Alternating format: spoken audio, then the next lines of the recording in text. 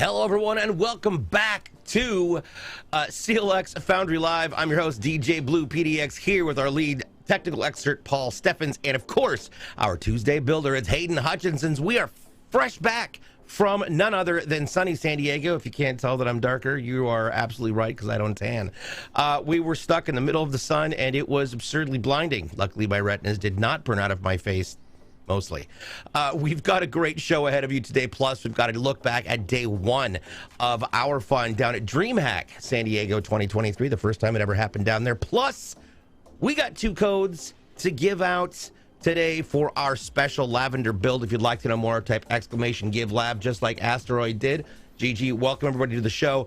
Don't forget, the lavender build is that beautiful PC right there between the boys. Look at that. They're both Vanna White at the same time. This is awesome. This is like, look at that. Is actually so bright. Oh my gosh. That's awesome. Yeah, it looks great. Absolutely incredible.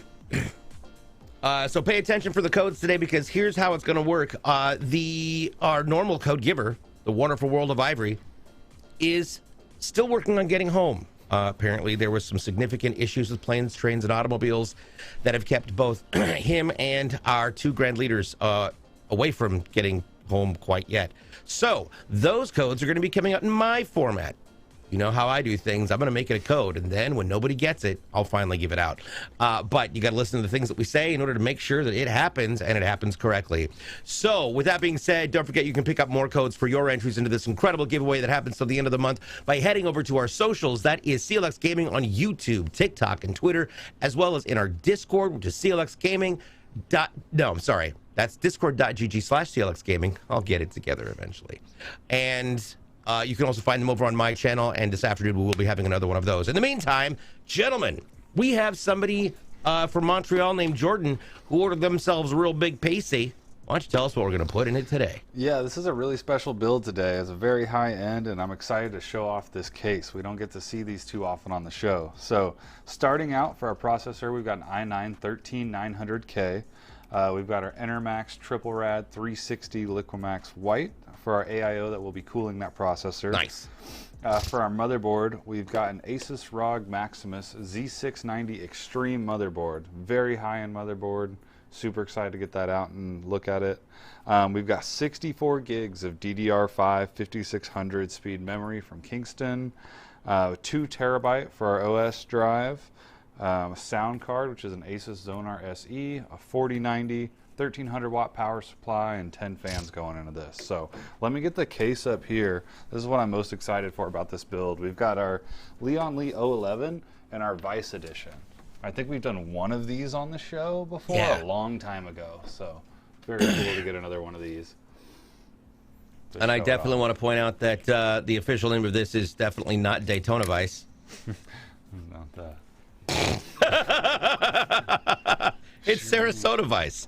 There we go. It's a Sarasota Vice. It's actually really legit. We just can't say the other word. Yeah. Alrighty. So we'll go ahead and pull off these panels. We'll show them to you a little bit more once we get them off here, and then we'll dive into the motherboard. Yes.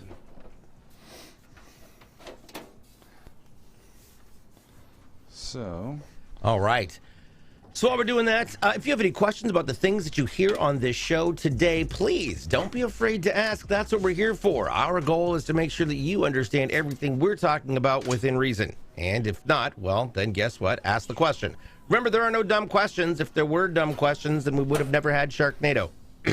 So that's how we see it. We'll try and get to everybody's questions as quickly as possible. Nurapoga, welcome. Subject, yes, hello. Are you tripping, or 2 codes for the lavender build today? We're going to be giving away 2 codes on this show, 1 code on my show, so 3 codes total today on the live streams. So just, pay attention to the things that are said. And I had to come up with, I'm still working on coming up with what my phraseology is going to be. We had a great time at DreamHack San Diego. I'm going to be really honest. We caught some incredible content, not just for gaming and esports, but we also had some really incredible experiences with non-computer-based games called Magic the Gathering. We're going to be excited to show that to you over the next several episodes. Our first day's coverage will be the day one coverage of the event, including the party, the DreamHack party that I DJ'd the opening and the closing. We packed the house. It was an incredible opportunity. Super fun. You just missed 3 codes? Right, there you go. No, I'm going to be doing some of them slowly but surely, but here we go. Let's start off by taking a look at one of the greatest and most powerful motherboards ever made, in my opinion. I could be wrong, but it's just in my opinion. This is the ROG Maximus Z690 Extreme, and this thing is ridiculous. It is, yeah. Absolutely ridiculous. This is the leading edge right here. It's going to have all the bells and whistles that we want. Super stacked heat sinks. You can see that coming right out of the box there. Super heavy. Yeah, this thing is heavy. That is a hefty thing. Stingers is in the house. Stingers is the winner of last month's PC. Congratulations again. He managed to pop into my chat on Tuesday, right after the CLX rated, and so we're super excited. Stingers, again, congratulations. We're so jazzed to hear what you do with your PC and to see you know, how your streams change. So I think it's gonna be a lot of fun. So everybody, high five, big high fives to Stingers. Yeah, that's awesome. There you Glad go. to have you here, Stingers. Congrats on winning the PC. Yeah. Oh, and with that shot right there, Hayden, just move slightly to your right. Move to my No, right? no. Just so we can see that PC back. No, that's what's coming up next month. That's what's coming up next month, people. There we go. So you can always look and see what's happening. Yours, however, I believe is on its way or something to that effect. But all right, look at all these cords and cables. We've got so many things to talk about. First of all, unlike a lot of other motherboards, as you can see so far, this is mostly all covered with heat sinks. And LED-based heat sinks, no less. Mm-hmm. And something to point out, too, once we get all these accessories out of the way, there's a lot that comes with these high-end boards. So there's one more thing. So something to point out, too, obviously you mentioned these heat spreaders are obviously stacked on the board, and they're all over, so they're covering everything. But something that's even unique to these high-end motherboards, if we flip it over, we have like a back plate on here, just like a video card. Wow. The What? ROG symbol and printed extreme. That is extreme. Oh, yeah. Also, shout out to Jason in production. Jason, Brian, and Jim, say hey. Brian and Jim say hey, Jason. Yeah. I don't know. They're in the chat. He's over there pushing all the buttons and things. Yeah, he's setting up cameras right now, so he didn't have his headset on. But yeah. So yeah, and right. something else to point out too about this motherboard with these high-end stuff. Like I said, it has all the bells and whistles. We've got the button here to release the latch, but something that we really like to see is this is our 24-pin connector for our power supply. I'm trying to get this at a good angle. There we go, so you can see that. Now what's cool about this is it's mounted in a way to where the pin will, or the cable will plug in on the side as opposed to on top. So it's just gonna give it an overall cleaner look. So there you go. I'll go ahead and give Hayden the processor here. Absolutely incredible. We'll throw that in first. As our processor is concerned, it is an Intel Core i9-13900K. This is a pretty hardcore processor. Walk us through the cores and what kind of speeds this thing has. Yeah, so this is top of the line here, current stuff. This is a 24-core, 32-thread processor. And how that's broken down, Intel way of breaking down the cores and threads now, there's 8 P cores and 16 E cores. And that P refers to performance. So you can think of it like you've got 8 gaming cores that have hyper-threading, and then you have 16 E cores, which is efficiency. So you've got 16 other cores for when you're just browsing the web, doing minor tasks and stuff like that. So this thing is really power efficient, and that's what that comes down to. It's got a base speed of 3 gigahertz, and it can boost up to 5.8 if necessary. Excellent. Excellent. So while we're getting that in there, obviously that's been popped in there. You've got your obvious little triangles and pointers to show you how to get it down in there. Let's taking a look now over at those heat sinks. They're pretty big, and these are fairly unique, especially with that main plate on the bottom. You've got several different screens in there. As you can see, those LEDs are going to be able to, they're going to light up. There's going to be spelling things, and there's a couple different options to work with on there. What are some of the big things that you find to be an advantage with this board, and I know you're going to start with the button. Yeah, so as I mentioned, the button already is great, but aside from that, with the 24-pin connector being mounted to the side, something that's really cool with this board is, so you see this really big heatsink right here that I've got my hand on. We'll try to get this at a little bit better angle. There we go. So this is actually, and if I angle this up, you can see how tall it is. This is for our M.2 slot here. So this is a giant heatsink for M.2, and then this is a screen that's going to give you all sorts of codes, and you can put different stuff on this screen. What I like when we're loading these and testing is this will give you any fault codes, and it will show you all the codes that it's running through when it starts and checking everything. So very cool. That information is really good. Also, if you're BIOS updating, this will actually give you like a BIOS update progress bar as it's going, which I think is really cool. It'll catch all your error codes, which is really helpful. Yeah.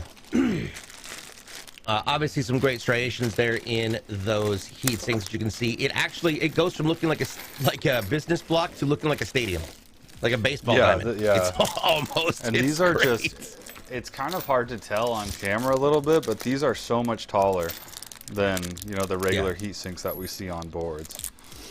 These are gigantic. Absolutely huge. We do have a couple questions already coming into the chat. One says, subject says, I'm sorry, so excited. My ADHD is all over the place. Welcome to the party. Just to confirm, you said 2 codes here and 1 code in your stream for lavender. Yes, this is correct. And then Contra's in here. What's up, Contra? How are you?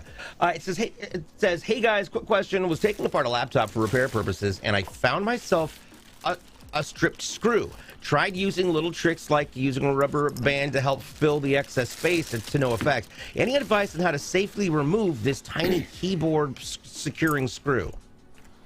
Yeah, so I'm the stuck screw guy here, and someone's got a stuck screw, they come to me. That's what our production manager does if we've got ones who can't get out. So I used to work on aircraft, and we dealt with stuck screws all the time, so I've got a lot of experience with that. The biggest thing on getting a stuck screw out is your twisting force is stripped. Yeah, a stripped screw. Yeah, your twisting force is way less important as your downward force. So, and hopefully that screw is in an easy area. So like, let's just say we had a screw in this radiator right here and it was stripped. I would want to get my drill or screwdriver or whatever, and I'd almost put all my weight on top of that, pushing down, and then just slowly twisting to the left. You don't want to do that too much because every time you mess up, you're going to strip it a little bit more, but you want to get as much pressure downward into the screw itself. Obviously, if it's on a flimsy thing, you don't want to like bend something back, but if you can get your whole body weight pressure onto that, you'll get it out. If all else fails and it is stuck, you got to grab your drill and drill out the screw. Real quick, Hayden, walk us through what you're doing right now. I put the retention kit on the back side of the board. You can see there. Yep. And then I just put on my little standoffs. So they're just these black cylinders. Kind of hard to see. And you just slide them on. And so now when I go to put my AIO on, it won't be crushing the chip. Yeah, so this is all the mounting hardware for our AIO here. Now every AIO is going to come with a ton of hardware. There's a pile of screws you can see there on the right of your screen. We're not going to use all those screws. We're just using the ones that we need for this build. So there's going to be a couple brackets you'll see Hayden throw on this pump here in a little bit. Oh, he's going to do that right now. And so that's what we're doing. So if you're installing an AIO, you're going to get a ton of hardware. Don't feel like you got to use it all. Let's see here. Also, a question coming in from Sanjuro. What would you rate a 5900X in today? I'd still rate it top tier. That's a solid processor. Yeah. For gaming, you're set. Yeah. It's really good. Subject says, oh, I have a solid voice. When I hear you, I think of Steve Bloom. I appreciate that. My goal is to eventually someday try and take over the role of Optimus Prime. There you go. I think you can do it. I believe. Oh, yeah. I'm Optimus Prime. You're in the next movie. And we're Autobots. There we go. Conja says, I'll give it a try with adding in a bit more downward pressure. Dirty Yankee is also an aircraft mechanic. You need downforce for sure. Also use this stuff called Grip Tight. That is also a fun fan. It's like watered down and sand watered down sand you put in the screw head. Interesting. You'd be very careful with that one. Yeah, I remember using that a few times. He might know too. We had this tool called a Johnson bar. That's what we used on the 135s. It was like a special tool someone on base like designed, I think, and then it just picked up. It was really good for stripping out or for getting stuck screws out. So yeah, if he knows what a Johnson bar is, that would be pretty cool, because I've never met anybody who knows what it is. I was always shocked whenever I would find screws on the deck, on the flight deck of the aircraft carriers. I'm like, does somebody need this? Are we sure that this is supposed to be here? Yeah, you should not be finding any of that. That's FOD right there. Yeah, no, that's never a thing. So because I sound more like Marcus Phoenix. Oh, now that's awesome. I definitely dig that. Dirty Yankees also Air Force. GG. Nice. There you go. Nice. Johnson's bar sounds like a fun bar. Yes. Yeah. There we go. C. Bruce says, welcome back. So glad we're here. Honestly, we had such a blast there. Such a blast. In fact, Jason and I went to a store to pick up a special gift for my housemate. And as we were leaving, they started playing a remix of a song I had made like 20 years ago, which was hilarious. I jumped around like a maniac. It was great. So talking about connectivity, let's flip that board up on its side real quick if you can. I want to take a look at what we've got in that breathtakingly well-established IO shield. As you can see on the very top, we've got the BIOS flashback button and your clear CMOS button, which makes it much easier to be able to address those issues, not having to reach inside. Shout out to Silk Chaos for that sub for 2 months. You got your HDMI port, and then right above there, you've got two 10-gig USB 3 ports at the very top right there. And just below that, you've got your Marvel Action 10 gig Ethernet. Now, we've seen Dragon ports that are 2.5 gig. This is a 10 gig Ethernet port. That's absolutely wild. Multiple, we've got one Thunderbolt 4 down there at the bottom in the second area. Up above there, we've got two more Type Cs that are USB 3.2, and then a total of 8 USB 3.2 Gen 2s, which is wild. Now, interestingly enough, this also has a 5 LED illuminated audio jack system, so you've got a full 5.1 surround sound plus an optical out. It's got Wi-Fi 6E, and I'm fairly certain if we take a look over here in just a moment, I'll tell you what kind of Bluetooth this thing has. But a lot of options for your peripherals, but also great USBs because you've got that high-speed interactivity. If you want to do a USB-C hub to just add more things to the board, because you've got the bandwidth there with one of those, and that's a lot of throughput. Yeah, and for me, I told this maybe on a show, I forget, maybe a month ago. I didn't know exactly what the real-world use was in having these big transfer speeds for your Ethernet ports. Now, obviously, for a server, it's great, but I actually ran into somebody who was having an issue, and he had the best fiber you could get here in town, and his limiter was his Ethernet port on his motherboard. So this 2.5 gig and this 10 gig it's definitely starting to be a relevant thing when you get those crazy fast fiber speeds from your ISP. Yeah. Well, what's really cool is also if you're hooking up a lot of extra equipment, whether it's, additional to just your streaming peripherals, like for me, if I've got DJ equipment I'm putting in there, and I've got extra cameras, lighting, sound equipment, reserve, backup drives, using a USB-C port is a super zippy new hack that everybody is really got to be using. Yeah. So if you haven't already tried that, definitely should do it. For sure. All right. All right, so up next, speaking of super zippy new hacks, let's talk about how to put on your thermal paste. Yeah, so Hayden's got our thermal paste here. Now, this customer did upgrade their thermal paste to our CLX Flux. So we have an upgraded thermal paste that we're putting on here. This is Thermal Grizzly Cryonaut that we're using. And you just want to use a pea-size amount. There we go. And then once we get our cooler on, that's going to squash that thermal paste down and spread it out. And then once the system's running and it heats up, it'll become a little bit more fluid and spread out a little bit even more. Vex, God damn it!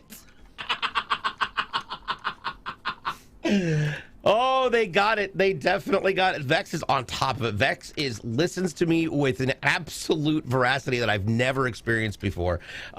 Nice. Necro, I've said it already twice. This, by the way, is a code that is worth, I believe, 200 entries. It is an unlimited code, so everybody who gets it can get it. I'll give you a few before I announce it. But yes, it is worth 200. It's an unlimited code. All right, so as we were saying, guys, let's talk about this Enermax 360 liquid cooler that you've got in here. It's the LiquidMax 3. It's an RGB closed loop. One of the 3 ways to cool a processor. Paul, walk us through what the difference is between those 3.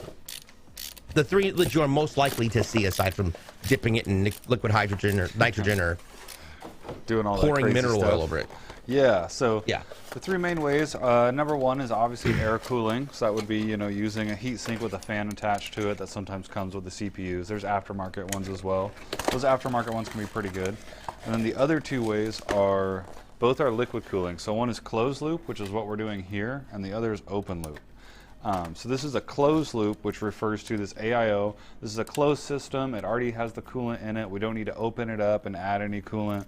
We just install the brackets that are needed and put it on like Hayden's doing now, and that's it. We never have to touch it again. An open loop is where we have custom tubes. Usually those are hard tubes that we bend. Sometimes we'll do soft tube configurations, but we definitely see a lot more of the hard tube than the soft tubes. And that's where you're installing mono blocks for your CPU and blocks on your video card, and really having just a really awesome looking liquid cooling setup. Yeah, absolutely amazing. Yeah, we actually just shipped 2 of those this morning. I was getting those set up. So one was actually the soft tube that you built the other day. Yeah. Nice. So I'm always just jazzed to see who managed to figure this out, and I always find it super entertaining when it happens. I didn't even catch it. I don't even know what the code is. So y'all in chat who got it, you're smarter than me. Okay. Yeah, I want to give a big props. The first code, of course, came from that reference to all sorts of super zippy new hacks. SZNH. Lav doth now let the code be seen. All right, I'll type it in here. Super zicky. I don't know what I'm saying anymore. There we go. And I'll make this into pin.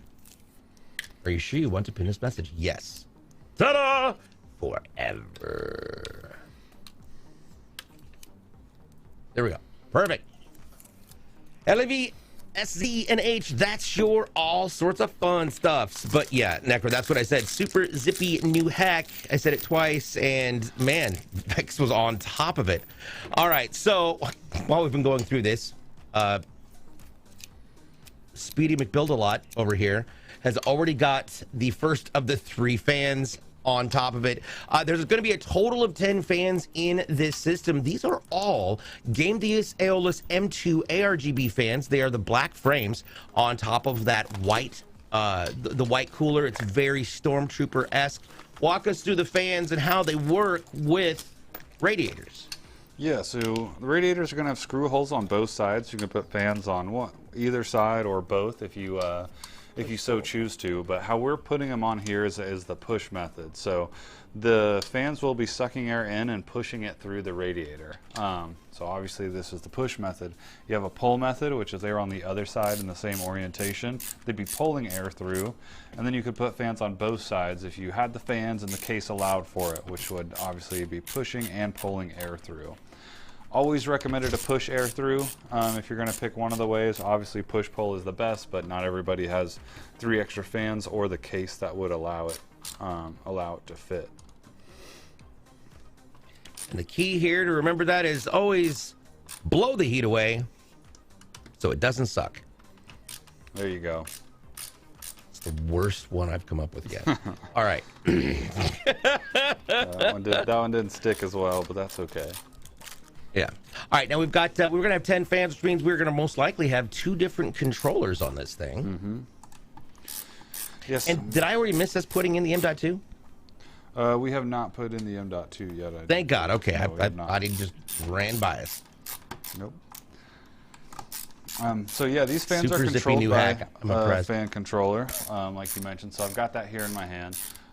This is an 8-fan controller. This can control 8 fans and 2 LED strips. We're not using LED strips on this build, but we are using 10 fans.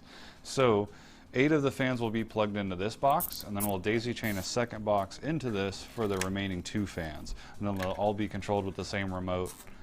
Very easy to make them sync up that way. Gotcha. Alrighty, and of course there's a lot of room in this because this is, again, a Lian Li 011. Alrighty, I think we'll get to our M.2 next.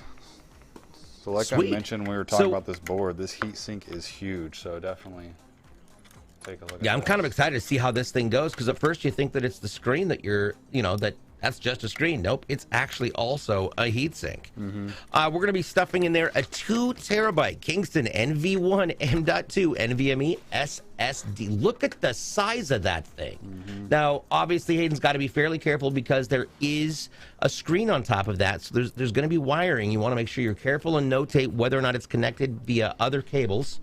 What are you noticing first things with this? Because this is a very different kind of heatsink than we've used mostly in the past. Yeah, I'm noticing at first that it's very extended. And there's also a wire coming from this heat shield. So I have to let it kind of hang there.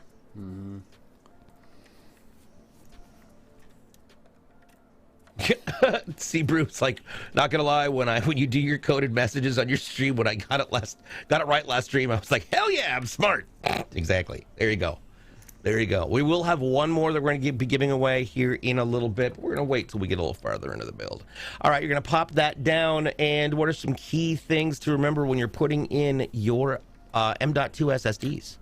Okay, so if you can see on the camera, there's a little groove in your M.2, and there's also a groove on, this is not going to be able to show on camera, but there's only one way this goes in. So if I were to flip this, that wouldn't go in. You have to line it up and get the grooves to match. And this is not like any other one where you have to put it down and then screw it down. This one has that swivel arm that we've done before, and it just swivels over. Yeah, I really like that design. Those M.2 screws are tiny and can be a pain if you really nice. don't have a magnetic screwdriver.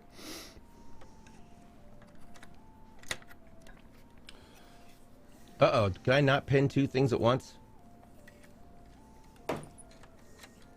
Dang it. I don't know. Well, I tried. Negative, Shasta's like, negative there, Ghost Rider. You can't. All right, let me, so I'll just leave that down here. Boop.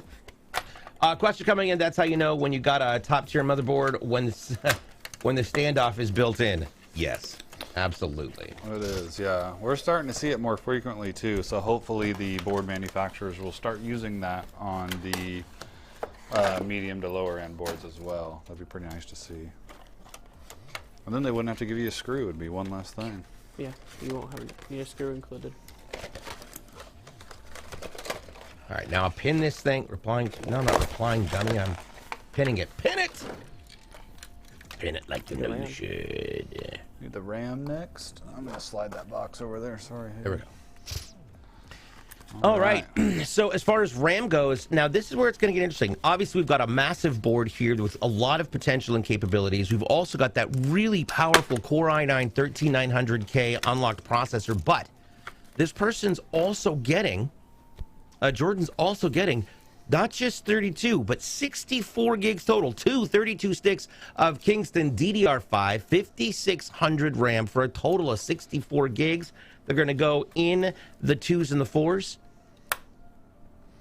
Yep, going in slot 2 and 4 there. Yep.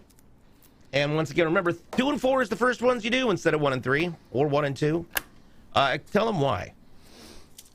Yeah, so the motherboard booklet will tell you which ones to put in, and that's going to be because it's where the motherboard's going to look first for memory. So that's why you want to use 2 and 4. Also, motherboards have dual channel memory slots, so this is essentially letting us have 2 lanes of transfer as opposed to 1. Now, something else to point out on this board. Hayden, what is this RAM slot here? That is not a RAM slot. It's not a RAM slot. Nope. Oh, what is it? What the heck? What do you mean? Let me. So this is something that's pretty cool to see on these high-end boards. It looks like Hayden a will show RAM you. stick. It's in plastic right now. Here, we'll take it out. Yeah, we'll take it out to show you guys. This is a pretty cool thing. What? Here. I've only got to use it once. So it looks like a RAM stick, right? Underneath this, you can put, pretty sure, 2 more M.2s. So what? Oh 1, my 2, gosh. 3, 4, 5, 6 M.2s, and it just sticks onto your And this goes in its own little thing. slot right there. What? That's ridiculous. Yeah, it's very cool. So it would look like this. That's absolutely nuts. Now, as far as bandwidth is concerned, does that run off the PCI bus, or is that Yeah, this is that gonna a be completely very separate way of fast, yeah. processing? Yeah, it's going to read it just like a regular DIMM slot here. It is very fast. Obviously, we want to be using this slot since we just have one. But if we had multiples, we would use that as well.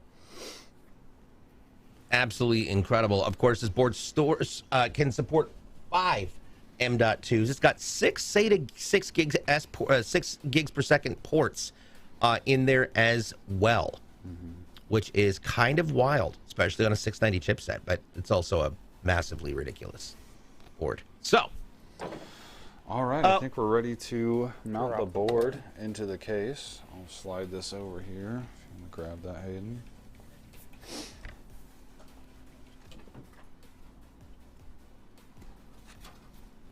alrighty.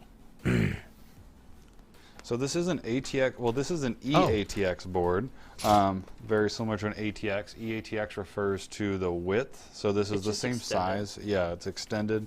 So it's just a little bit wider than a regular ATX board.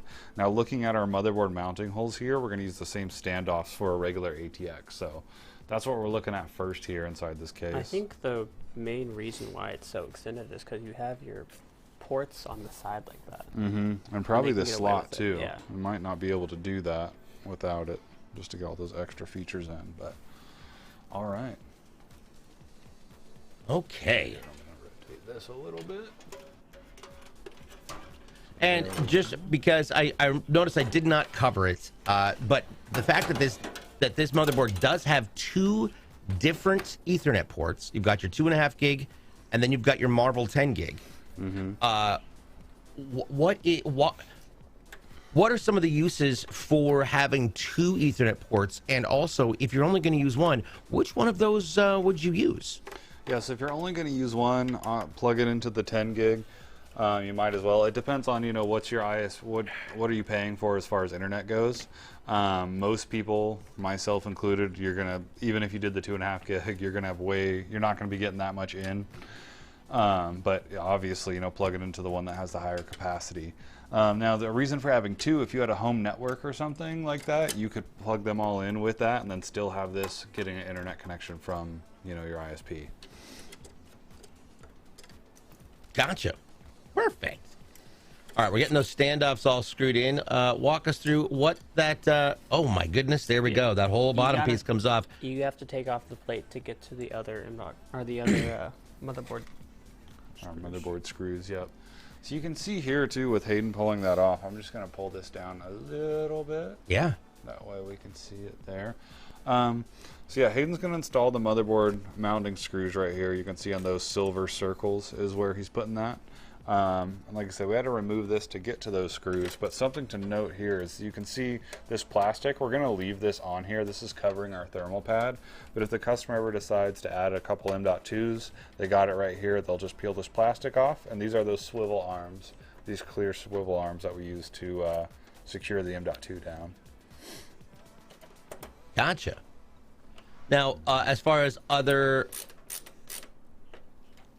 mounts, are there others underneath that other M.2 cover with the screen on it? No, so this is for our south bridge here. So this is the heat sink for our south bridge, and they've just put a nice panel on there to make it look good. Got it. Cool.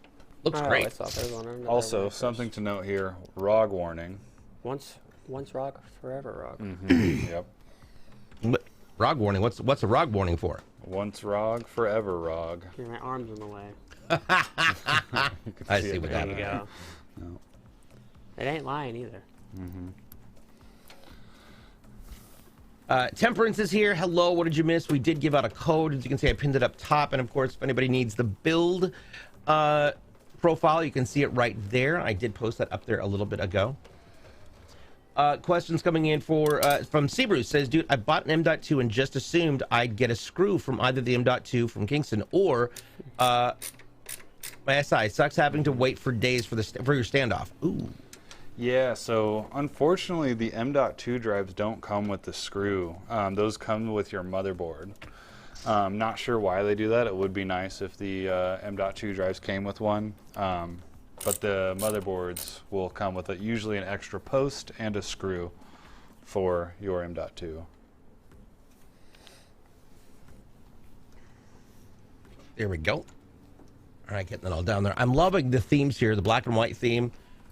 Again, very Stormtrooper-esque. I dig it. We had a lot of Star Wars cosplayers at DreamHack. Ironically, I did not see one Stormtrooper. A bunch of Mandalorians, and I mean some of the best. These looked like straight off the set of the show level quality. Dang. I just watched Rise of Skywalker last night for the first time. Me and my wife. Oh yeah, what'd you think? Watched it. I thought it was cool. I thought it was a cool movie. I don't know if it really felt like Star Warsy. It kind of felt like they were throwing in all the stuff that you remember from Star Wars, and just like, hey, look at that. There's Luke's X-wing. But I thought it was just a good like standalone movie.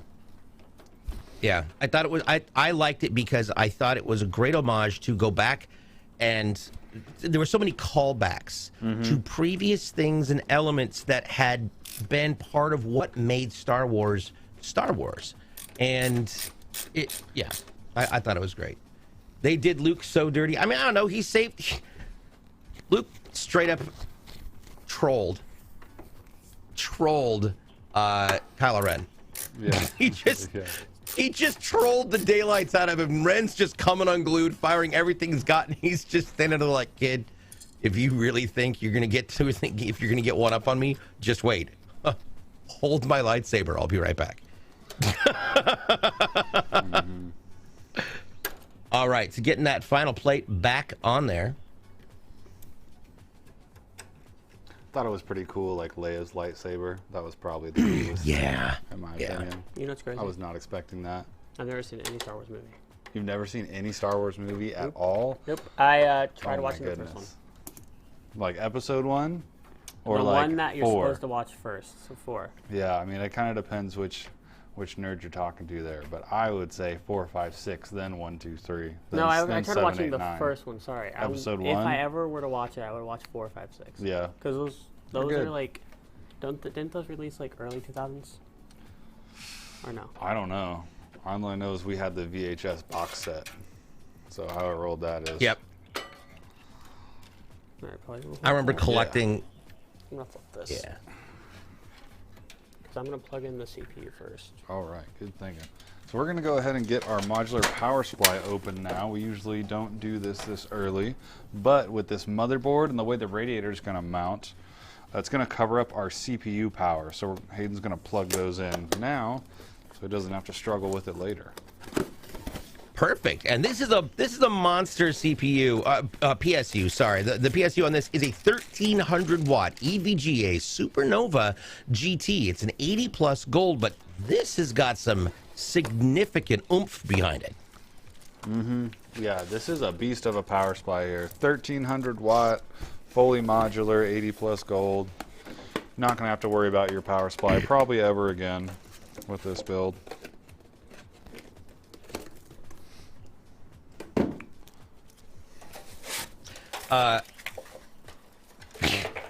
Contra number says, for me, the whole going from redeeming Vader with love and that being a major theme to him going wham bam, going to kill my nephew because he doesn't immediately pass the vibe check.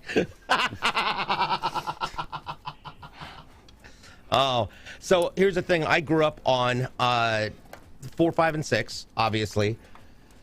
And I remember when they came out, when it's on the theaters, except for Star Wars. I remember Empire Strikes Back. Excuse me. Empire Strikes Back and Return of the Jedi in the theaters was absolutely incredible. 1, 2, and 3 were interesting, and I feel like it was a really great test bed for the special effects that we're going to need in order to revamp and revitalize the series. I burned through so many VHS tapes of that movie. What was funny is I'd spend my allowance on blank VHS tapes, so my parents could copy it to a VHS tape, and then I could watch that copied, but I couldn't touch the original. That's funny.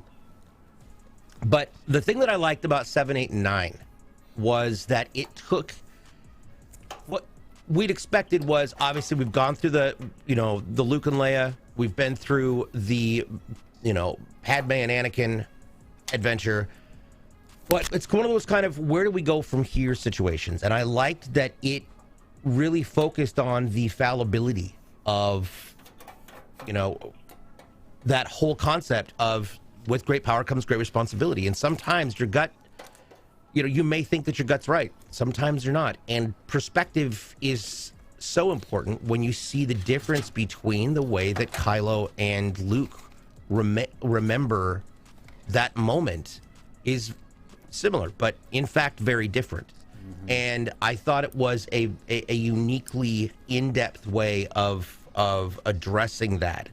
And I personally, I thought it was interesting. I thought it was a very great opportunity to jump back into something that hadn't really, to an era of the saga that hasn't been touched in ages. Getting the Millennium Falcon back, that piece of junk, that hasn't flown in years. And then it's the Falcon, I'm like, are you kidding me? That's one of the greatest starships ever. And then Lando the whole process at the end, that was really cool. Dude. Like Lando coming back there was so epic, and I think that they handled Leia's departure very, very well.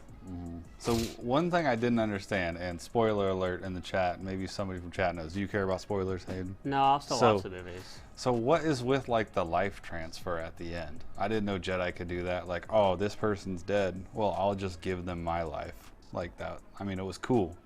But I don't know. No. I didn't know Jedi could do that. Wait, what do you mean the power? Hold on. Kylo Which power? did that to Rey. He was like, "Oh no, Rey's dead. Well, I'll just die and put my hand on her chest and give her my life." Like it was cool, but I didn't understand how they do that. Because he flipped from he went from such a hardcore place in the dark side, while also struggling with recognition that he was born from light. But they can just transfer their life. And in that process of accepting, well, it's the same thing. Like it is a Sith. That whole thing is a Sith power. Like if you remember Palpatine talking to Anakin in number 2, he talks about the fact that it can extend or that you can extend or give life or bring Okay, yeah. But it's something the Jedi frown upon. Well, as being the daughter of Yeah. I'm trying not to say things. Yeah. But that's a power that she had. That connectivity that they were being given by Palpatine allowed for that transference of comprehensive understanding and learning. Yeah. But I thought it's it'd also be cool. Garrick makes a good point. It's also J.J. Abrams' power. I was like, I don't get this, but I thought it'd be really cool if they just kept each other alive for like a year. Rey's like, oh no, he died. I'm gonna give him my life, and they just kept rezzing each other. So like, watch 4, back 5, and forth. Watch straight. That's That'd be the cool. order. By the way, Yeah. I will watch them. Alright. I'll watch them all, and then next Tuesday I'll give it a read. There you go. there you go. I got That's a long day of stuff. You got your homework cut out. Yeah.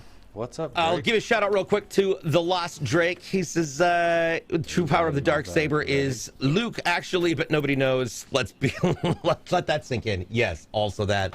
I know. I don't know how we end up going from PCs to all sorts of sci-fi, but let's be fair, it's all in that same realm. Yeah, and subject also brings up a very good point, is that the higher the midichlorian count, the easier it is for you to transfer life force, to repair, to solve things. You notice that she does that to that serpent thing Yeah, that was cool. in that cave. And think about it. I mean, if you're injured and you're hurt, you're pissy, you're just It was like angry. the lion And, with the thorn in his paw. You know, it's the same thing. yeah. This That's guy's right. just mean 'cause You're he right. It is hurts. my fault. Temperance is right. It is my fault because I was talking about the cosplays at DreamHack. Lost Drake was at DreamHack. Got to do a whole bunch of fun stuff. He also portrayed my manager at the party. Kept me going. I'm not gonna lie. My first live performance since the pandemic, and Drake made sure I was not panicking. So yes. So hopefully Drake will be with us down in Dallas as well. We got manager reporting for duty. There you go. All right, we've got this. Obviously, we've got our main radiator up top. Now, let's talk about why, just offhand, why the hoses are going to be on that side as opposed to the other. It's So, go ahead, Hayden. Yeah. it's really how I just did it. I didn't kind of plan it. Yeah. But either way, the tubes are farther away, so that water isn't. There's not going to be any air. Yeah, the biggest thing here is you just want to make that pump your lowest point as possible. If it can't be, like if we were having this mounted in the front, we'd at least want the top of our tubes to be higher than our pump so that the air will stay there. You can really mount it either way, and we'll get those tubes a little bit more Yeah, I'm going to cleaned get up them once we twisted get it around, going. and they won't look like that. So yeah. Yep. All right.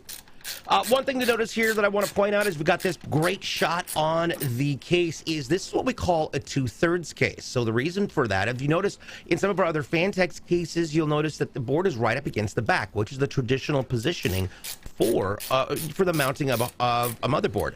If you notice where those black grommets are on the front, you can see that the board is actually sitting a little farther up because we've got a large amount of products in the back. Now this gives us two different advantages. One, you've got some great airflow opportunities. You've also got the air dam that we'll talk about later on in the show, but you've also got those two big black boxes on the back, which I'm gonna let Paul explain.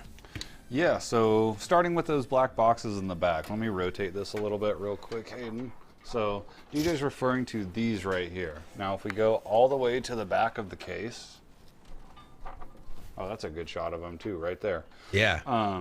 That is for our 2.5 inch and 3.5 inch storage drives. Now you'll see we've got two doors here as well. Now this is going to give us access to these. We're not going to be using these for this build since we just have an M.2 drive, but the customer will be able to add in 4 2.5 inch or 3.5 inch drives. You can see these trays right here. I'm not going to pull those out. I've actually got one of these up here that we've taken out of a Lian Li, so we can show you guys a little bit better. These are hot swappable bays, which is very nice. You can just slide your drive in. Let me go to the one we've got outside the case. So going here, this is what that is. So we've got two trays, or room for two trays in here.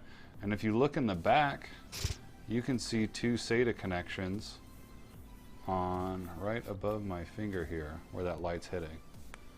And then outside the back of the cage, we've got our wires. We've got SATA data and SATA power. So these are always going to be plug in, even if we're not using this.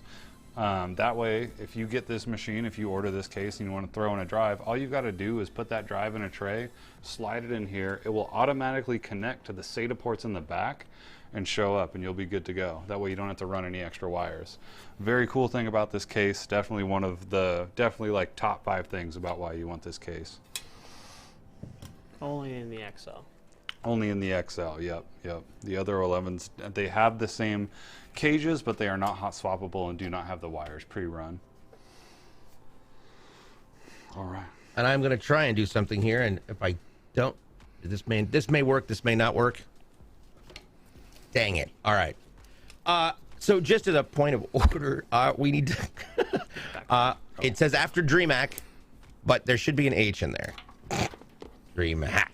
I tried to. Hey, Shasta, what's the command for changing? Because right now our primary editor is he's on a train right now trying to get back to his home. Ivory is not in the chat right now, who normally does all of our back-end stuff. And Shasta, what is that command?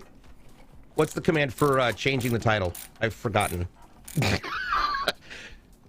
So for those of you who don't know, Shasta has been one of my mods for which bot? I think it's Nightbot, if I'm not mistaken. Yeah.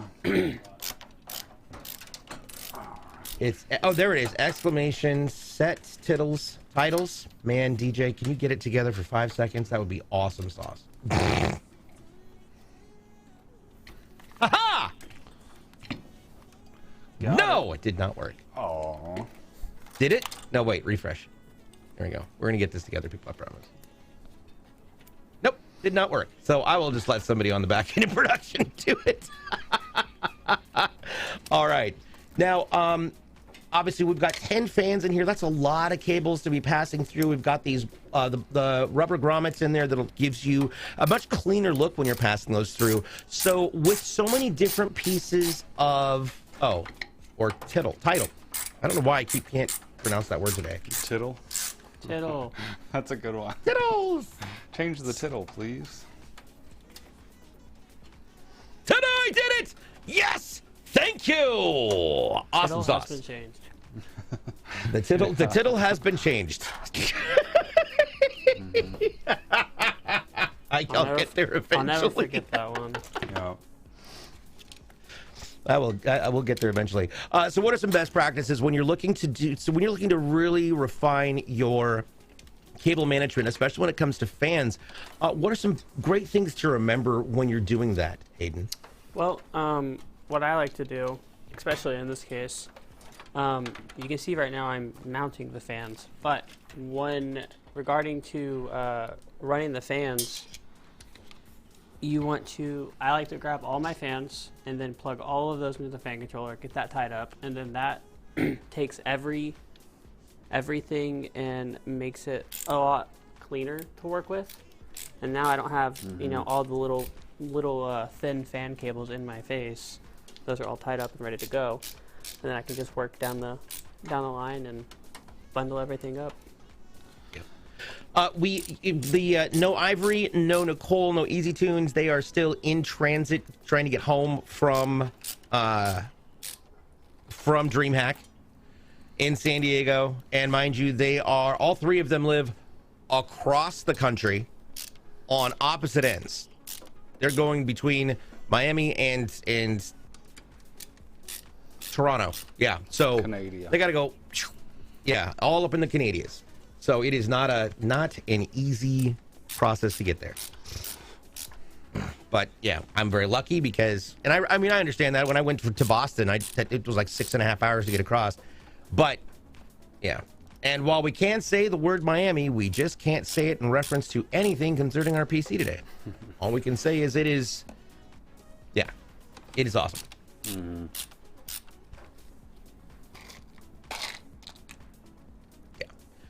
There we go. Vice, then. We'll just call it the Vice. Would you ever pop out to Rhode Island? Honestly, I love Rhode Island. Rhode Island is incredible. I haven't been out to Rhode Island in a very, very, very long time. I'm going to say 90s was the last time I was up there. But it's gorgeous. I got a house to show you that's near you. Nice. Absolutely awesome. But massive like Great Dane statues? What the heck? I want to see pictures. Put them in the Discord. Put them in the CLX Discord. By the way, if you want to become part of this community, don't forget you can also run over to our Discord, discord.gg/CLX Gaming, which would be grand. Oh, check us out. Show us your setup. We love seeing everybody's setup, whether it's good or bad. It's always good to see. I will say, so I did see somebody was posting pictures. They weren't sure why there was performance issues, and they their PC case was cool. It had all there was no glass on it at all, right? Mm-hmm. But they had 62 magnets. They had 62 magnets on the outside of this thing. 62 magnets, huh? Like decorative magnets that you will go to a gas station. Wow. Yep. You can't do that. They had 62 magnets. I thought that was the most ridiculous thing I have ever heard. It's the refrigerator build. Yeah, Yeah. Got pictures of my kids up there. Got pictures of my kids drawings Right? that don't look good, things. but Like, you know, there's look good. other places to put those. I got a turtle That from is not one of Hawaii. them. Yeah. Yep.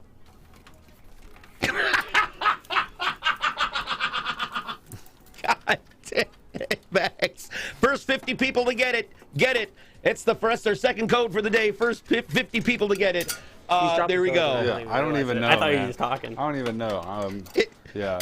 Vex is a different type of human. Vex is on. You're Vex just is an alien. built differently. I love it, and it's AI-generated. geniusly brilliant. Should be on some trivia show or something. I will goodness. definitely give it. I'm gonna give it 5 minutes for people to come up with it, and So the magnet story never happened. subject is like Vex is Jesus. I'm convinced.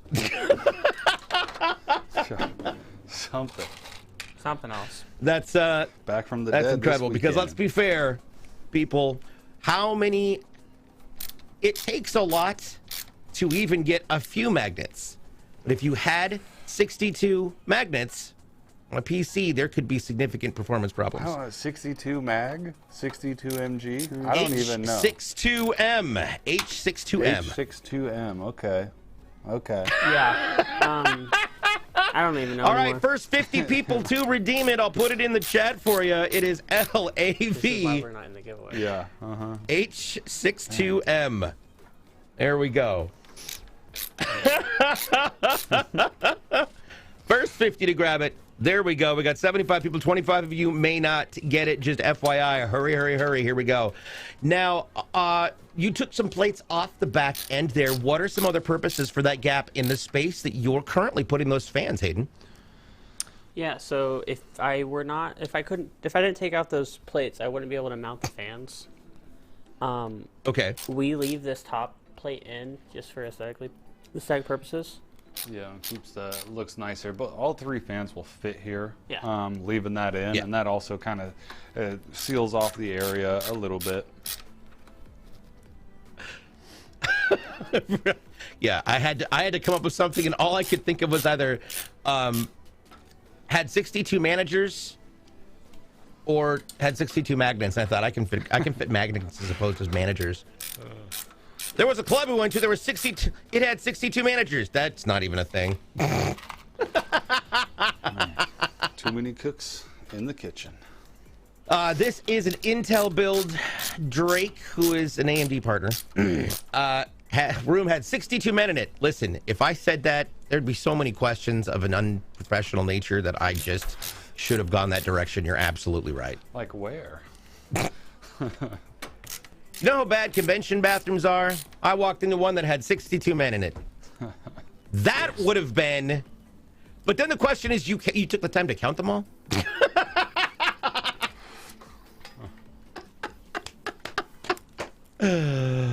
Oh, my goodness. All right. So we're getting those all pulled through.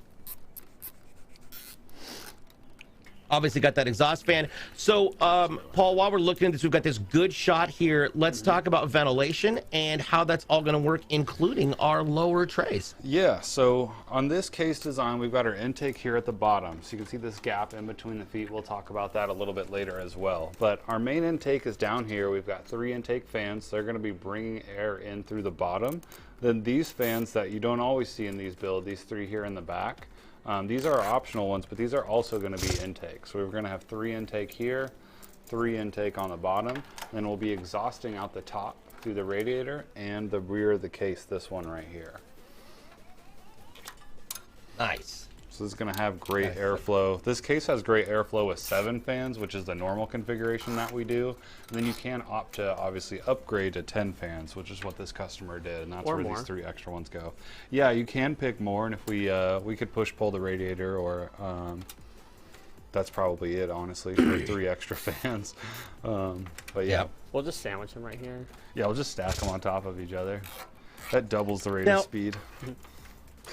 I do have one question, which is going to be very interesting as we're pulling all of this out, because the one thing we haven't really talked about is the big baby in the room, and that's our graphics card. I'll go ahead and start pulling that out now while Hayden's just cleaning up some cables back there. And my reason for asking is because you've got that whole lower area that is all covered by plating, and this is a Gigabyte GeForce RTX 4090. Well, it's an NVIDIA 4090 by Gigabyte. Let me just say that. A 24 gig graphics card, the fastest graphics card and on the market. It has got the most robust capabilities for it, and it is a beast. But my question is, normally, if it's a 4090, we already walk into this knowing we're going to need an anti-sag bracket. And as I say that, some of you might not actually know what an anti-sag bracket is. So can you tell me what that does, why it's needed, and then how we're going to put an anti-sag bracket on this board? Yeah, so what an anti-sag bracket does, to start out, as video cards have gotten bigger, which let me get this one out of the bag here. You can enjoy this crinkle ASMR. In the Discord, it sounds so loud. Yeah. So, all right, crinkling done. So as cards have gotten bigger, this is obviously a giant card.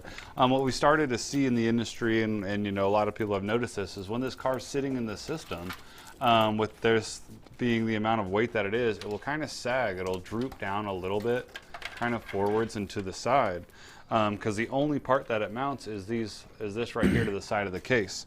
So there's been a few different solutions to it with anti-sag brackets. So that's what we're referring to. Now, we prefer ones that will mount to our case through our motherboard mounting holes. So that's what we're going to use on this build. And actually, the Gigabyte 4090 comes with an anti-sag bracket. That is a good one that we trust. So that's the one we're going to use here. So part of this, this section you can see right here, this is going to mount into our case, so this will just be installed. And then once we get our video card in, this will screw on to the end of the video card, and this tab will line up in here, and then we'll put another screw in and secure it together. And so that'll mean the video card is mounted to the case on both sides. So, but normally that bracket is something that attaches to the motherboard, right? Yes. Yes, yeah. Well, so technically, how are you going to do that with this? So it just goes through the motherboard using those motherboard mounting holes. Usually we would use the the Lian one or the other one. Yeah. But since it's that cover plate, we can't use that particular one. Yeah. That's what I was confused about. So yeah, I'm glad. I'm gonna be excited for us to take a look and watch you do this one, because I was really honestly wondering how we were gonna get that installed. Oh yeah, I see here. Duh.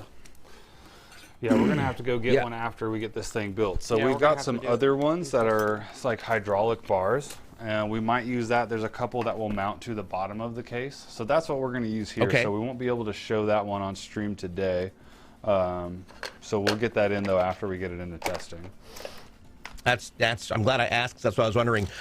Well, before you put that away, let's take a look at the card itself. You can see it's got an exceptional amount of copper piping in there.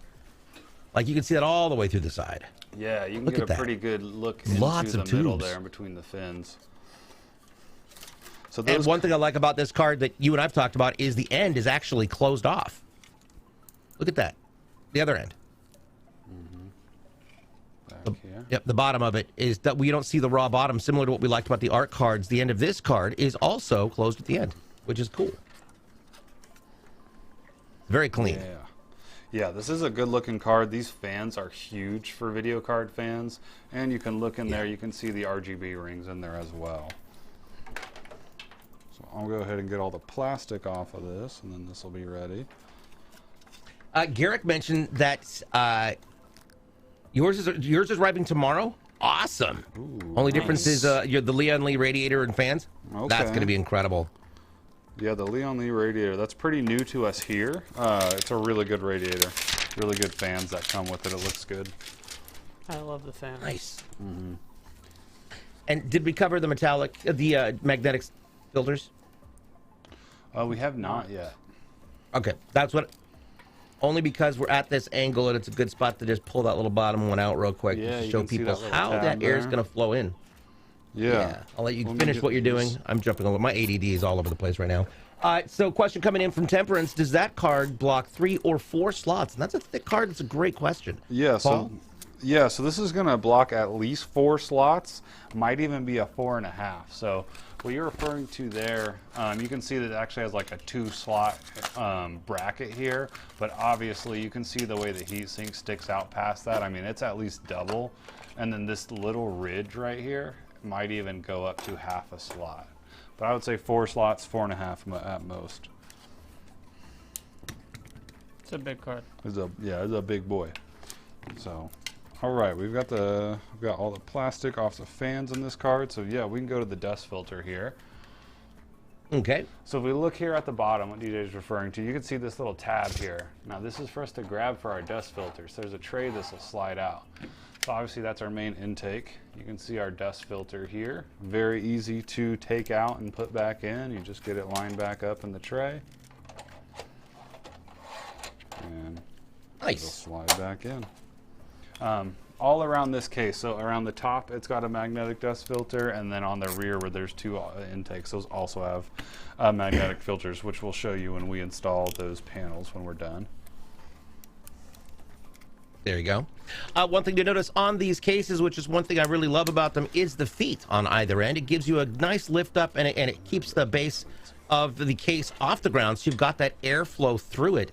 What are some best practices as far as where you want to put your case and where you don't want to put your case and why? Yeah, so when your case is like this and you're intaking on the bottom, what you're setting your PC on can have an impact on its performance. So if you're going to have to set this machine on carpet, you definitely want to get a hard surface to set it on to compress that carpet and keep this gap in between the bottom of the floor and the intake of the case.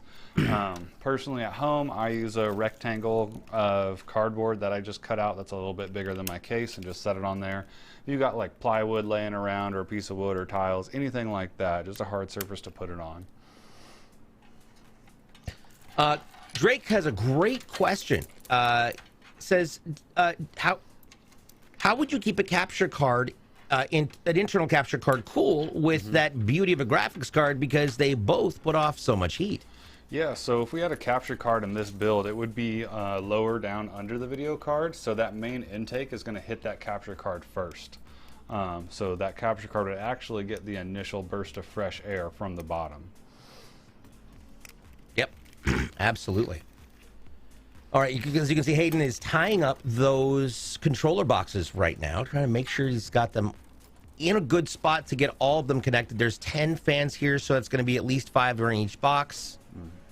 Give or take a few depending on cabling. Wraps it up and sticks it back there. The upside of this case is it does have a lot of room for you to play with and work with when it comes to your zip ties. Yeah, this case has a really nice, that recessed area in the middle is for our cable management. So once you get everything bundled, that's where you can put everything, and then it's got a nice panel that goes over that installs into this bracket here and the one on the bottom to cover that up.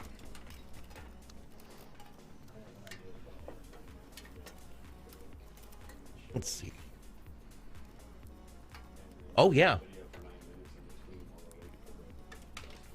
A great idea from the from production, and we're going to definitely show you that. I thoroughly agree, Jason. Sorry, everybody's like, who's he talking to? He's talking to himself again. It's not completely uncommon. We're used to it here. Yes. As you can see, we've got a lot of the spines from the zip ties going into here. Now, it's interesting because what are some considerations you're having to take while doing this, Hayden? Because there's a lot of cables here. Yeah, like I said earlier, I always start with my fans going into my fan controller, and then I will bounce off that with going into the RGB and syncing up all the RGB to the motherboard. Once I get all that done, I will start plugging in 24-pin USB 3.0, 2.0, all that stuff into the board. And then I will put my power supply in, get all the power supply stuff plugged in, and then just bundle everything up and tie it up as neatly as possible. Nice. Breaking it up in segments is the way to do it. And Temperance, what are you sad that he's not saving up all of the zip ties for the very end? Oh, I will. Hey, he's still got them. Don't worry. Got, like, I'll save look them. at all these. All right, much fun, Drake. Thank you so much. I'm so glad we had such a great weekend with you over in San Diego. Enjoy, sir. Once again, the Lost Drake, everybody, my podcast partner, and my buddy. There you go. Bring back something. Sorry, say that again? Yeah. All right. There's Hayden with allergies. I'm sorry. Allergies.com. Try not to cough. I'm getting over it. There you go. I got home and it was raining and everything is blooming. So, like, hello, allergies, my old friend. I hate you. But, yes. There we go. Now, I do want to ask a question because there's that other panel to the right of where the I/O shield is down. What's that for? So this would be for a vertical mount for a video card. This would just pop out. Typically, you would have a riser card installed on your motherboard that would extend out to here, and you could set your video card here. That's what that's for. Sweet. All right. Which looks nice, So but with while how we're big this card is, even if we vertical mounted it, it would not fit. I don't think it would fit. I'm going to be real honest. Yeah, you have to leave the side panel off. Now, one thing to keep in mind is this is a very, very thick graphics card. Do you feel like we're still going to be able to use that lower PCIe slot because we've got an ASUS Zonar SE 5.1 sound card going into the bottom of this thing? Yeah, we should be able to use the bottom by 16. There's a by one above that by 16 that's probably it's probably going to be visible but not usable. Gotcha. Okay. Oh, there is a little by one. I just noticed that. Yeah. Now, can you plug a by one card into a by 16? Yep. You can always go backwards like that, which is pretty cool. There you go. That I did not know. What's cool is you can even do a by 16 into a by one as long as the by one has the groove cut out for the by 16. Now it's going to get minimal power because way less pins are going to be connecting, but you can do it. Yes. Awesome. So while we've got the chance, we're going to talk about that ASUS Zonar. It is by ASUS or ASUS. It gives you 5.1, obviously high definition, 192 hertz, 24-bit sound, with 116 decibels noise reduction. So which is incredible. Now, I don't know how that compares to the onboard version, because I think this onboard version is actually pretty wicked when it comes to sound. Because it's got, let's see here.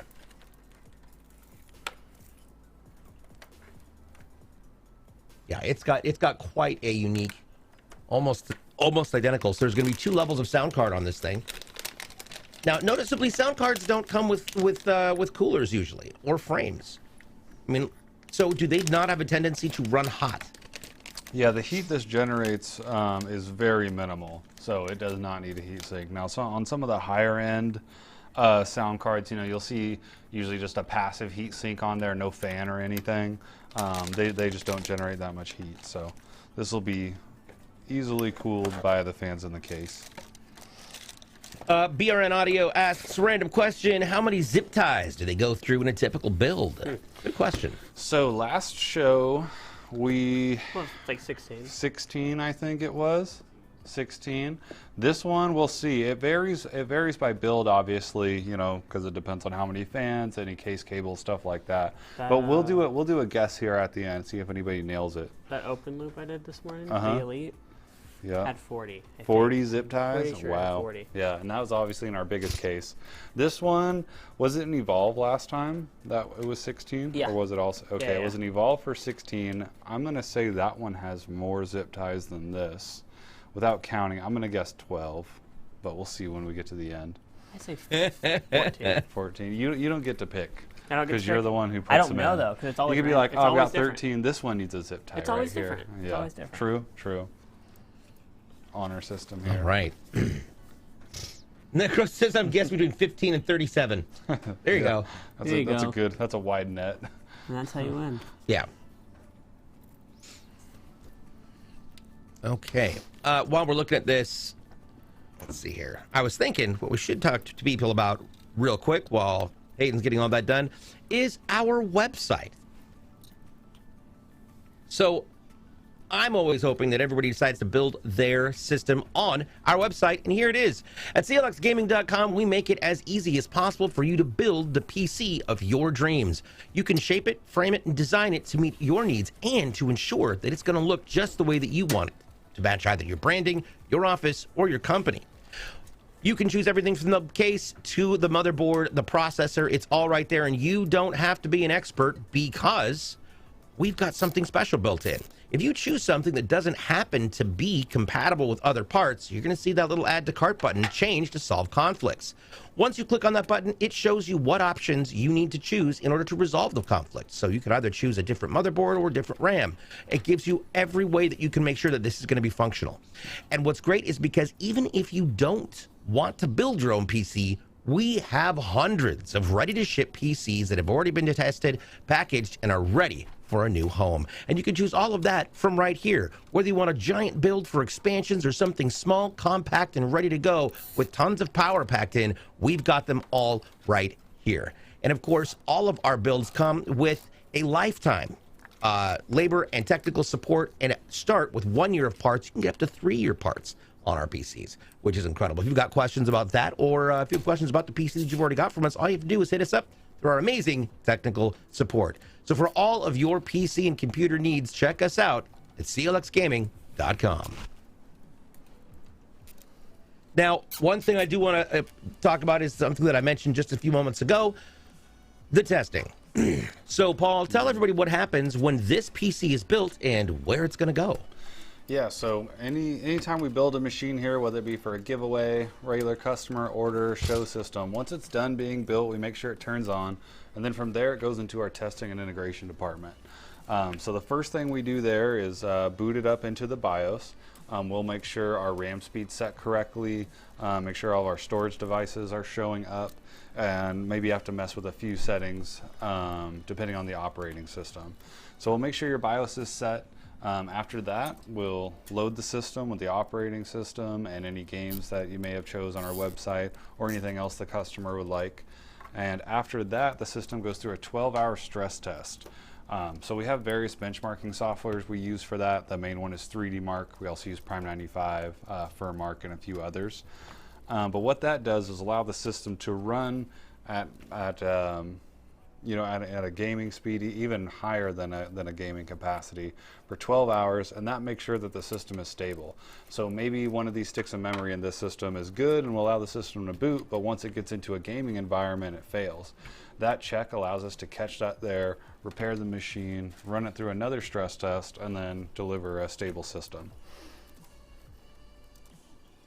Gotcha. And a question comes in, how are the spring color cases on the website yet? You're obsessed with the color cases? Absolutely. Mm-hmm. They are available. There are 4, I believe. We've got the blue, purple, pink, and green. So technically, there we go. Look at that. The powder PCs. We've got mint.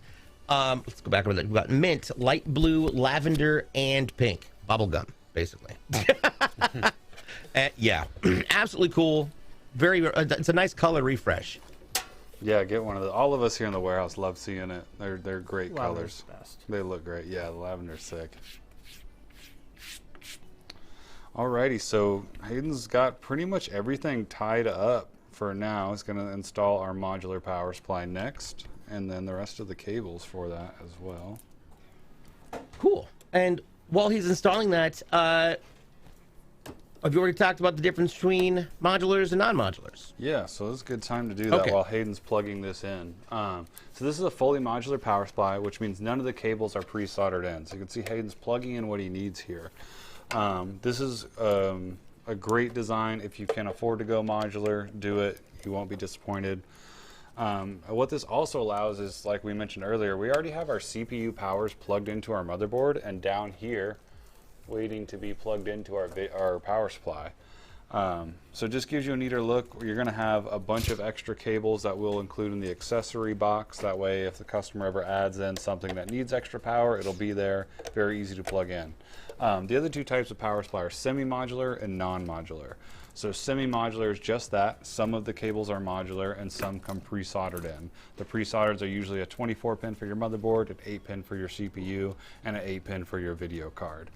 Those are just pre-soldered in because every machine, pretty 99.999% of machines need those. And then you can just plug in the extra SATAs that you need. Non-modular is where all the cables are soldered in. So you would just plug in the ones that you need and then bundle up and zip tie the ones that you weren't using. They're a little bit cheaper, you know, so that's what that's there for. It's better on your budget, I guess, to go that route. But, you know, if you can go fully modular, I would definitely recommend it.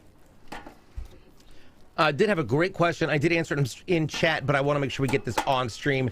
Garrick asks, does CLX ensure that there's no bloatware on the system? Yeah, that's a great question. So that's one of the things we're most proud of here, or at least I'm most proud of working here. When you buy your system, there is zero bloatware. You're not gonna, your internet browser's not gonna have 100 different toolbars. You're not gonna have 5 different types of antivirus or You're not gonna go to anti-malware. Google, search something, and then it's Bing. Yeah, exactly. Yeah, so no, it is a fresh, clean install. The only thing we install is the stuff that you pick on the website. If you don't pick anything on the website, just an operating system, you're going to get a system with a fresh OS, nothing installed.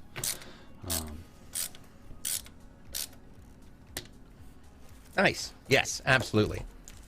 It's one of the things that I loved about when I worked at the Microsoft store. They did the same thing. Well, at least they did. I don't know if they do now because they don't have Microsoft stores anymore. Guild Wars 2 is not an option, so I have to install it myself. I mean, you can request during your order if there are other games that we have available to add on. Yeah, there's software that you can choose. If you've got, there's some software that's special that comes with it, some that does not. Yeah, if there's a game that, you know, if you're like Temperance, if you order a machine from us, you're a big Guild Wars 2 player. When you order a machine, you can just put that in as a request, and we will install that for you in our testing department. Yeah, and maybe someone will play it a little bit, you know. I'll play it. I just started. Yeah, Hayden will. You'll see me in testing. Yeah, I haven't played Guild Wars 2 in so long.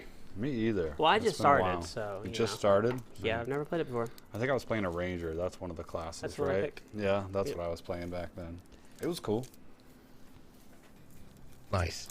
But it wasn't WoW. Nice. It wasn't WoW. Wasn't WoW. That's the problem with people. Wow. Yeah. It's not WoW. Lol. Yeah. LOL to that joke.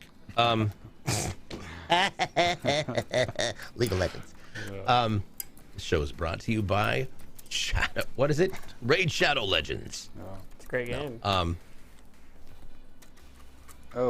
Subject asking about bloatware. So yeah, bloatware is just it's extra software that's installed on the machine. So, you know, if you go get I'm not going to mention any brands or anything, but if you go to a big box store and get one of their systems, most likely it's going to have maybe McAfee, you know, or something like that is kind of like hidden on there, and it can really like bog up your system having that on there. And what happens there is, it can use a lot of memory. It can make your system run a little sluggish, and they can kind of hide it in a way that makes it hard to uninstall. So that's what we're referring to when we're saying bloatware. We don't install any of that. Basically, I think how that works is company goes, hey, we'll give you X amount of money if you install our software on your systems. And, you know, the customer never gets to see that money. So, we don't do that. And I'm going to speak to this on this level just from my experience having worked at Microsoft with regards to certain things. The one thing I will say is that Windows 10 and Windows 11 are designed from the ground up with Windows Defender in the dead center. It is designed with its own internal antivirus so that it has complete and total access to all of your root directories, files, and executables.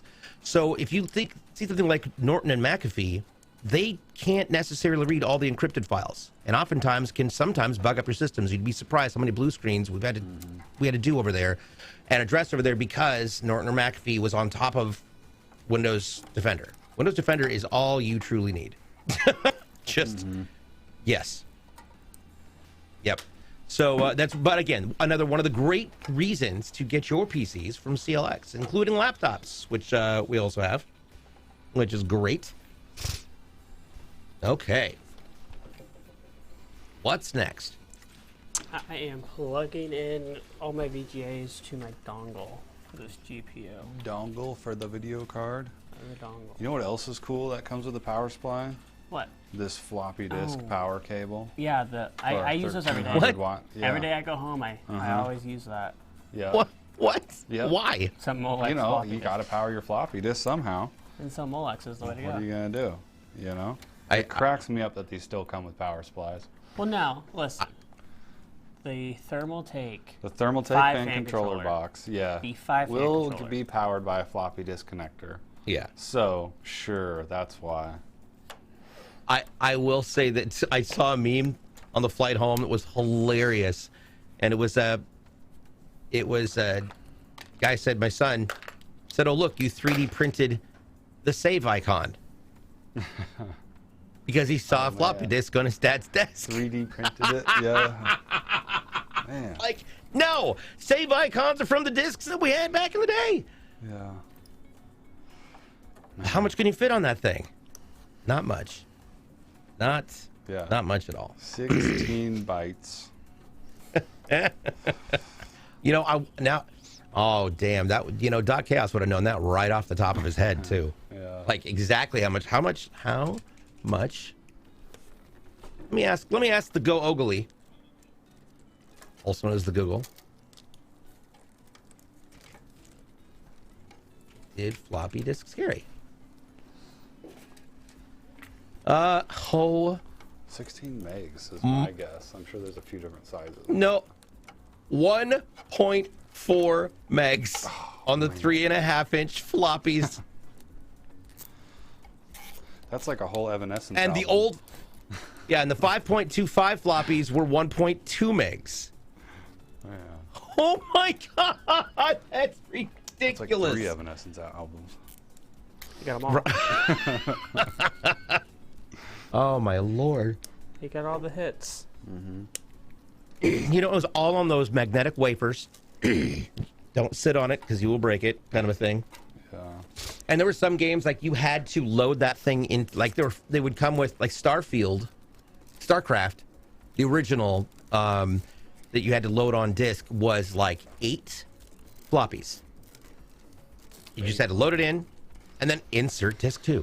Yeah. Insert floppy 3, insert floppy 4, 5, 6, 7, and 8. And it loaded all this into memory so that it could then function. Now there are like certain maps and things like that where you'd have to go and bring in another, like, you know, you'd go on to a next mission and it would pop up, say, please insert disk, floppy disk number 3. Put that in there because it's just to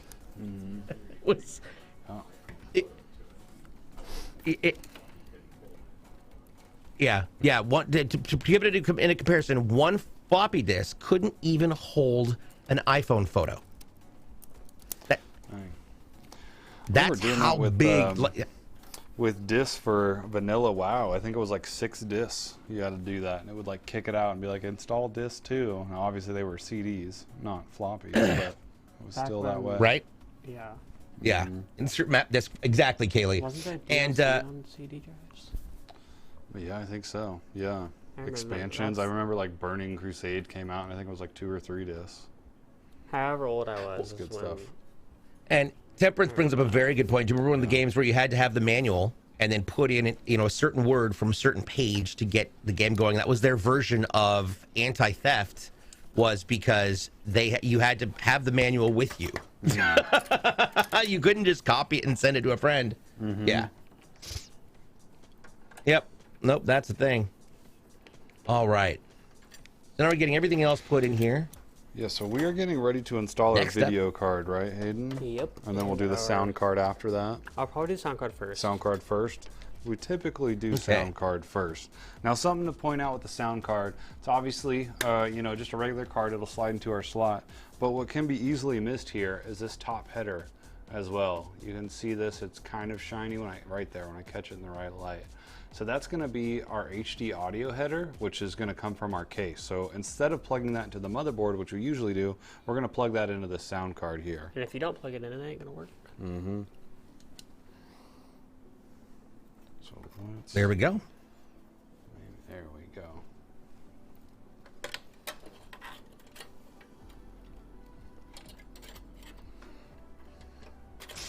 Got that in there, sliding in there. And again, total learning experience for me because I did not know that you could put a by 1 into a by 16 slot, which is interesting.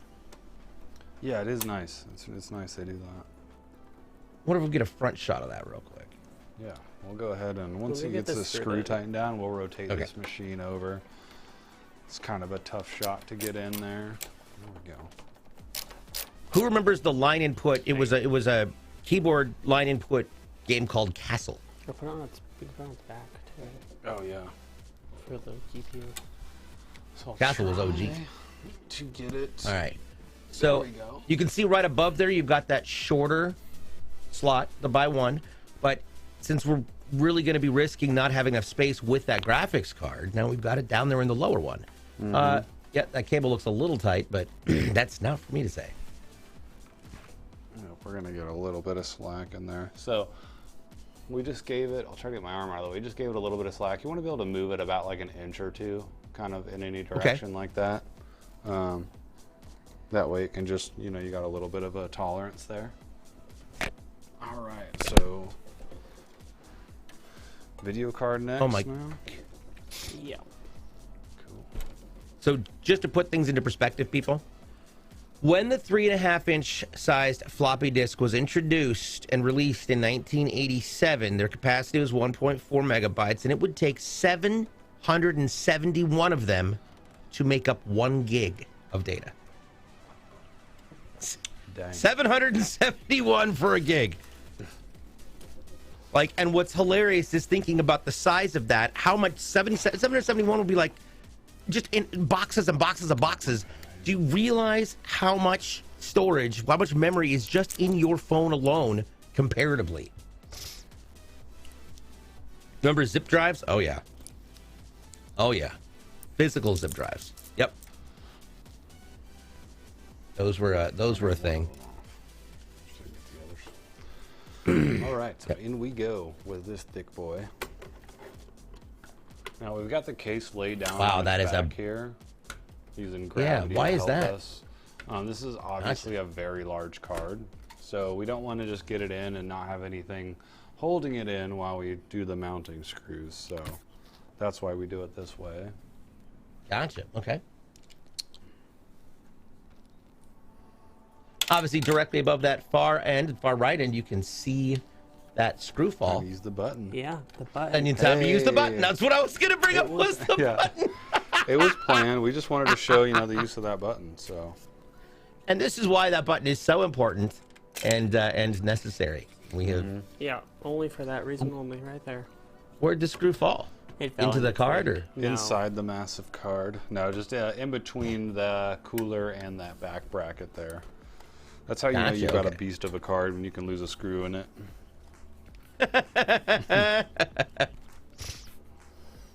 Can you imagine a 5 petabyte system in floppies? I'm going to be very honest. I don't know what a petabyte is, but I do know. I do know the sound of a screw falling, and that was it. Oh, look at here. Hey, look at this button, guys. I don't know if we've talked about it before, but We're there's a trying button to on get this board that allows us to remove the card very easily. So what's happening here? Hayden isn't just a klutz here. These screws that mount, that will mount that video card are a lot heavier, the thumb screw, than your regular screw. So the magnetic screwdriver's having a hard time holding on to all this weight. Yeah. I got your back, Hayden. Yeah, See? thanks, I got Paul. your back. I'm gonna do this. Yeah. Here we go. So class, let me just do it with my fingers. I'm gonna say, one morning I had that happen to me like 5 times, and I was over it. You're like, come on. The customer gets an extra screw in the video card. Yep. Just kidding. We wouldn't do that. Capo brings up a good statement. Hey, they're just doing a burn-in of the button for QA purposes. Yeah, yes. Yeah, I gotta make sure it works. Yes, sure. that Yeah, is what's option happening right good. now. Don't do it again, Hayden. It's because it's on its back. I'm gonna just say that. Yeah. The pressure is on, guys. Actually, give me a drill. Yeah. I'm not doing it again. Oh, what about this big boy? Will this make it easier? I want to know if it'll hold it. No, I won't even hold it. I doubt the drill's going to be magnetic enough to hold it. Would you like me We'll to give get you it screwed we'll in? give you permission to use the drill if No, you need to actually, use the that drill. helped. See? That's the dad Right? screwdriver Puts right it there. by hand. Been passed down There you go. 6 generations in my family. Started out as red, as you can see on the base there. Is it actually worse? No. Oh. No, I found it This here is actually somewhere. worse. It's not actually. That was a code drop? Yeah. Yeah. Oh my You guys gosh. are laughing, but you guys missing out on that code right now. Yeah, exactly. Yeah, this is all for a code. You guys missed it. Damn it. All right, They're so joking. The There has part is there's yeah. installed. The screws are in and secure. You see, you can get that That's dongle a plugged in. big computer. Yeah, this is a Big card. thick boy right there. So we are about to the point where it's the zip tie guessing game. How many Yep. zip ties do you think All are right, in Paul, this what'd you system? say? I think I said 12. 12 is my guess. I think 14 was mine. 14 is Hayden's guess. All right, here we go. I'm gonna go 11 and a half. 11 and a 11 and a half. half. Interesting.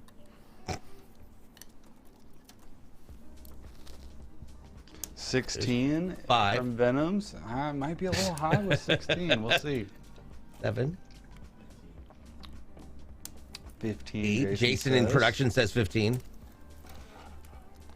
And I lost count. Are you counting, Hayden? That's the point. No, I'm going to count at the end. Okay, gonna keep us in Suspenseful. suspense. Count it out loud Suspenseful. this time. Last time you did it in your head. 1, 2, 3, 4, 5, 6, 7, 8, 9, 10, 11, 12, 13. 13. I was so close. Did anybody guess 13? Zombie. Zombie said 13. Well, one broke. I'm so with a 13. Oh, one broke. I guess that one doesn't count. That didn't count. 14. Yeah, yeah. That was the half. That was the half. There we go. See? Perfect. I knew what I was talking about. Yeah, how did you know? You knew all Sort of. along. Code drop. Here we go. Okay, so panels now, right? Yeah. Okay, so let's go ahead and show off your tie up here, Hayden. Go ahead and rotate that. We'll show you this middle of the case that we were talking about for our cable management. Yeah. So you can see everything's tucked nice and neatly in there. We've got these cables moved around so that these intake fans can get fresh air. So I'm going to give Hayden this cable management cover. You can go ahead. Now, how does this cable management cover or the air dam affect the airflow?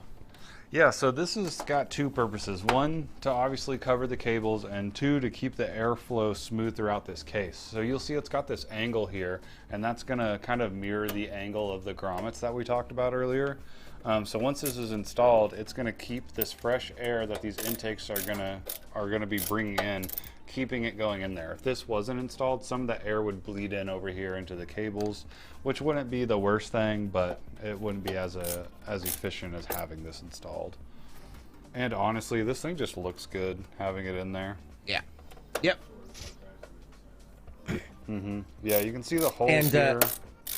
Those are yeah, for what are those for? Those are for extra 2.5-inch drives. If you wanted to install them, this case has a ton of options for storage, though. Personally, I've never seen those used for I've never for had drives. You've got 4. Well, especially extra since you've bays. got 4 in the hot swap. Yeah. Exactly. But if you wanted to. You've got 5 M.2s, 4 hot swap, and then you're adding more. The Yeah. hell are you doing with your PC? So something else to point out too, actually Hayden, if you can rotate it back real quick, before we get these panels on, so we're talking about our magnetic filters, we'll show that in a sec, but what I also want to point out is this power supply fan here. So this is also going to be intaking air to cool the power supply, but what's nice with this design is it's going to spit it all out the back here. So none of the heat from the power supply is going to be in the main body of the case. And the back panel has a mesh. Yep. We'll go ahead and do the back panel now. I don't here. think have we ever showed off the dust filters on the back? Yeah, we have. Yeah. Here, I'll give it to you. You can show this. This is the back panel. You have your removable covers, and then when you do get it put on, your power supply is going to be hitting your vents and venting out. And I'll go ahead and give you this one for the top, Hayden. We can show that as well. That's another magnetic filter going in the top of the case. Can we get a top view, Jason? There we go. We have this magnetic filter that goes on top. Easy enough to install, and now all the pretty panels. Perfect.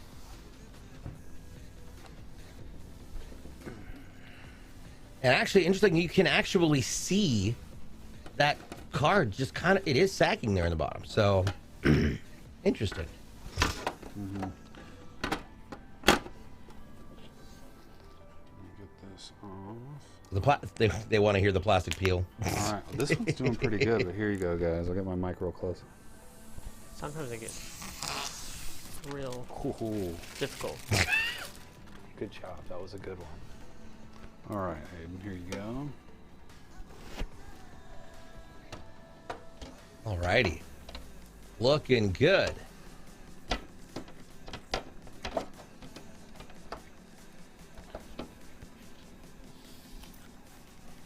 All right.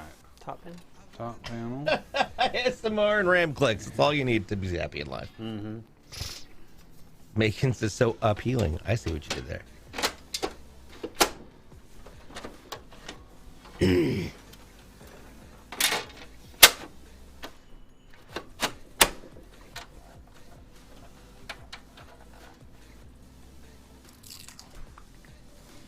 There it is. That was a good one. That's like when you get a sunburn and you get the one solid piece of skin off you. That's a good one right there. Sweet Chuck brings up a good point, and I had saw that too, and I wasn't sure. I wanted to ask though, is the glass touching the graphics card?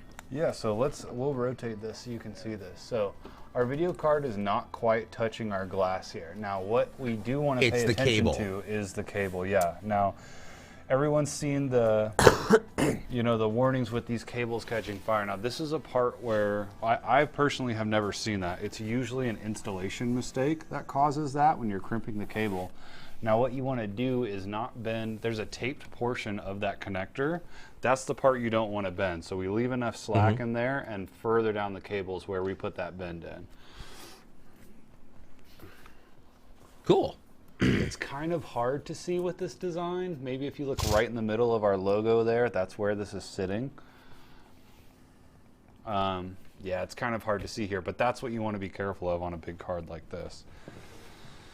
So I'm going to go ahead and get some cleaner on here. Yeah, go ahead and plug it in, Hayden. So before we even turn this on, just giving this motherboard power, we should see a few lights come on.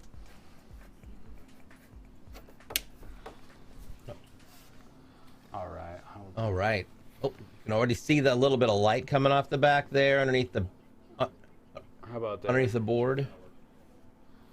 All right, so yeah, you can see the RGB on the board there lighten up. The boards come to life. You see the eyeballs.